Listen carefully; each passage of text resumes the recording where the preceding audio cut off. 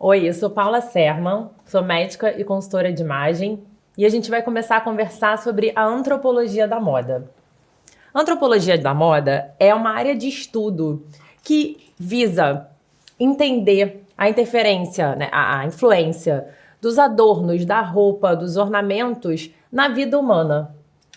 Toda a história da vida humana foi contada com alguma roupa, com algo que cobria, algo que protegia o ser humano. Então é isso que a gente vai estudar.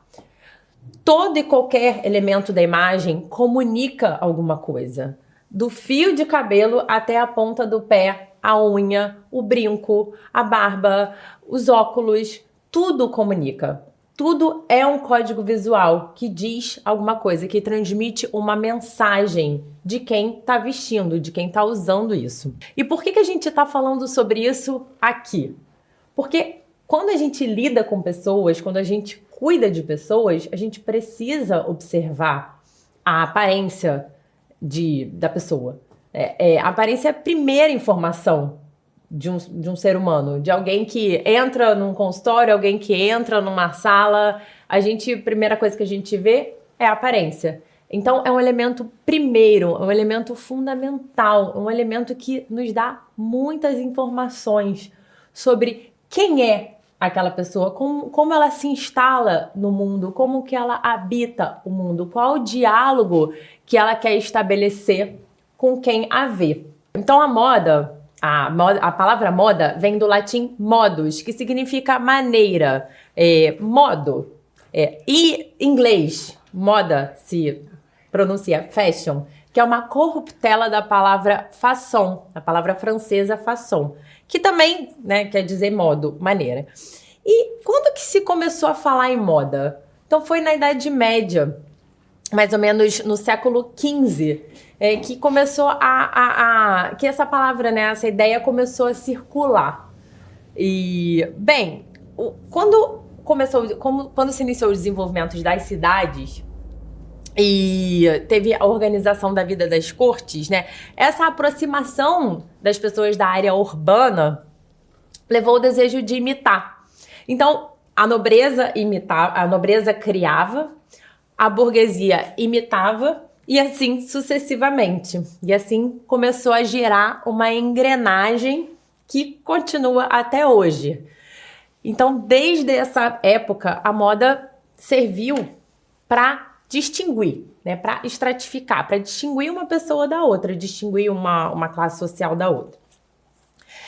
E ao longo de toda a história, se a gente olhar ao longo de toda a história, a gente vê que a moda sempre acompanhou o contexto social, econômico. Se a gente dormir durante 20 anos, a gente pode acordar e pegar uma revista de moda. Hoje em dia não seria uma revista, seria uma revista virtual, que seja um site, um perfil nas redes sociais de moda. E a gente vai conseguir entender de uma certa forma como é que está o mundo, como o homem, né, o ser humano, ele está se instalando no mundo, como que estão as relações interpessoais, as relações homem-mulher. Eu recomendo que vocês assistam um vídeo muito interessante, ele está disponível no YouTube, é um vídeo que se chama 100 anos de moda em 100 minutos.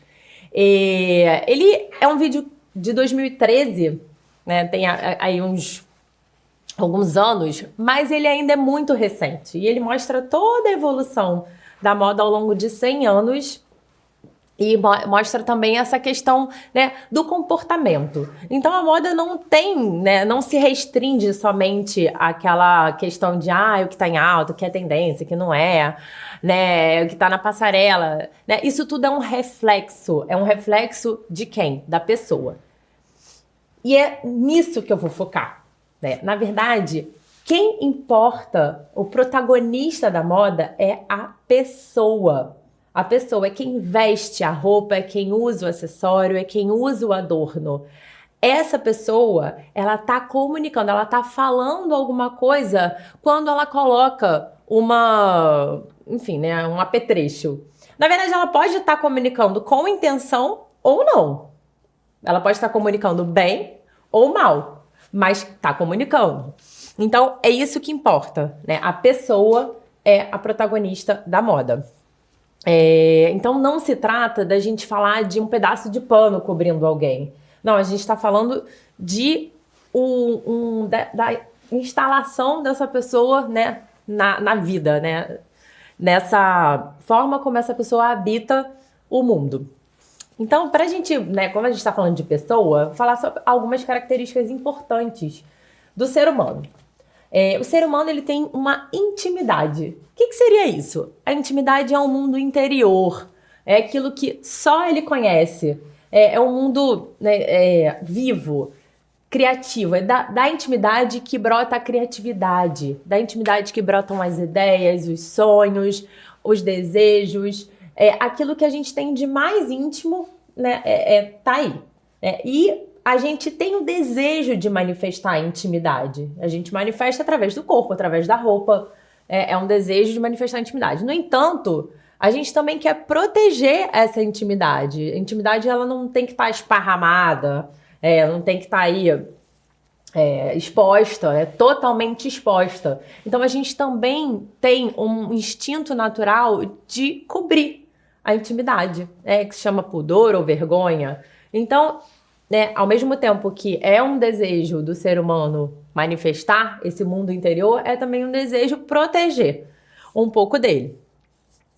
Também, essa intimidade ela é manifestada livremente, né? O ser humano ele decide o que ele quer mostrar e o que ele não quer. O que ele quer expor, o que ele não quer. Porque ele tem liberdade, é um ser livre, ele decide. Ele tem uma capacidade de escolher. A liberdade permite ao ser humano uma vida biográfica, que é superior às suas necessidades, aos imperativos da realidade, e a liberdade permite que o ser humano ame. A pessoa também tem uma condição de diálogo. O ser humano ele tem uma necessidade de dialogar, de entregar o que ele tem dentro para que alguém receba. Tudo isso está relacionado ao vestir. Está relacionado a esse ato diário, habitual, cotidiano que todos nós temos, que é o ato de se vestir. Esse ato de vestir-se é um ato puramente humano e o de despir-se também. Não sei se vocês já pararam para pensar nisso, mas só o ser humano se veste. Ainda que a gente tenha um bichinho de estimação e que ele use uma roupinha, tudo bem, mas não foi ele que foi no armário dele para botar a roupinha dele, né? Foi o dono que colocou uma roupinha, que quis colocar aquela roupinha para trazer uma personalidade a ele, para trazer para protegê-lo do frio, enfim. Só o ser humano se veste. Só o ser humano se despe também. Então, dessa forma, o ser humano comunica a essência em vários níveis. Tem uma personalidade, né, da área da moda, o Alfredo Cruz, ele diz que há de se distinguir entre cobrir o corpo e adorná-lo. Se consiste somente em proteger o corpo do frio, é uma necessidade primária, né? Como de um animal de estimação, né? Ele vai proteger o corpo do frio. Nós, seres humanos, a gente tem uma necessidade além de só nos cobrirmos do frio, nos protegermos, né, do sol. A gente tem uma necessidade além. A gente não tá só com essa necessidade básica. Então a moda, ela aparece quando a gente busca esse algo mais.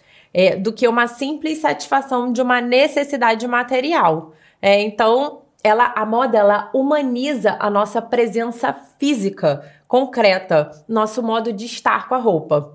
Então, o vestir, ele não somente cobre o corpo, mas ele também carrega de sentido e expressividade a nossa presença física. Então, quando a minha roupa não traduz minimamente quem eu sou igual a todo mundo, né? Eu tô ali igual a todo mundo e, enfim, né? Mais do mesmo. Vestir-se é decidir como que eu me apresento, né? A mensagem que eu transmito e como eu posso controlar, em certa medida, o comportamento de quem me vê. Então, esse ato também não é algo que só diz respeito a mim. Não é algo que só diz respeito a quem veste. Vestir-se é um ato de responsabilidade, porque a gente provoca nos outros alguma resposta, alguma reação. E, muitas vezes, há uma questão nesse ato de vestir-se, nesse ato diário, né? Certamente, essa é a causa ou a consequência de questões também nas relações conjugais, na atividade profissional. na relação com os filhos, na própria relação consigo mesmo, né? Tem alguma questão financeira relacionada, né? No ato de alimentar-se, né? Essa questão do vestir e o ato de alimentar-se, eles estão estreitamente relacionados. Na organização pessoal, na educação. O cuidado com a própria imagem, ela é um dos centros, né, da estrutura humana saudável. Um ser humano saudável, ele cuida naturalmente da própria imagem. Ele tem um apreço pela própria imagem. E a forma como a gente se veste interfere profundamente no nosso comportamento, na nossa postura, na nossa instalação na realidade e na nossa consciência de nós mesmos. Se a gente não se veste, por exemplo, de acordo com o nosso papel social, a gente fica desencaixado, a gente fica perdido, fica sem eixo, sem direção.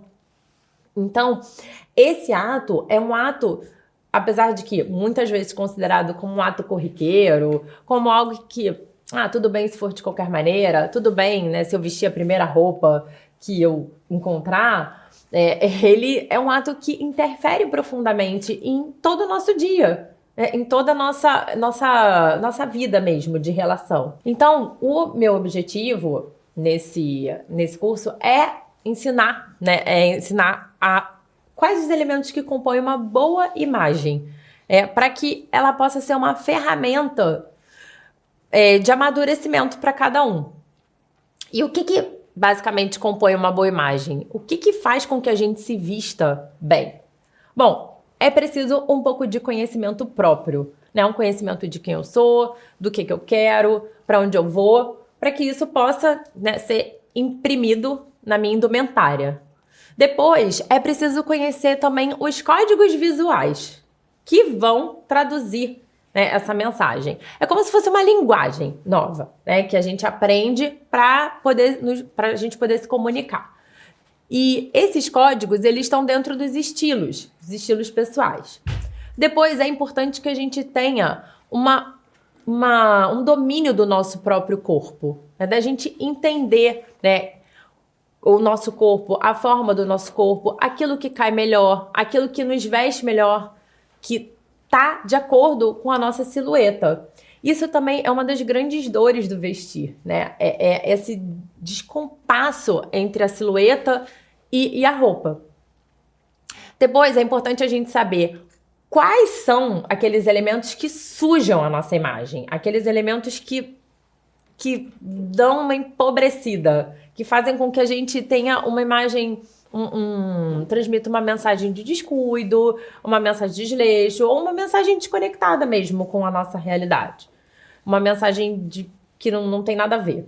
E é importante também a gente saber, assim, né, dentro do nosso ambiente de trabalho, né, como que eu me visto? Também é bem relevante que a gente converse sobre a beleza, sobre a elegância, que são elementos importantes no vestir.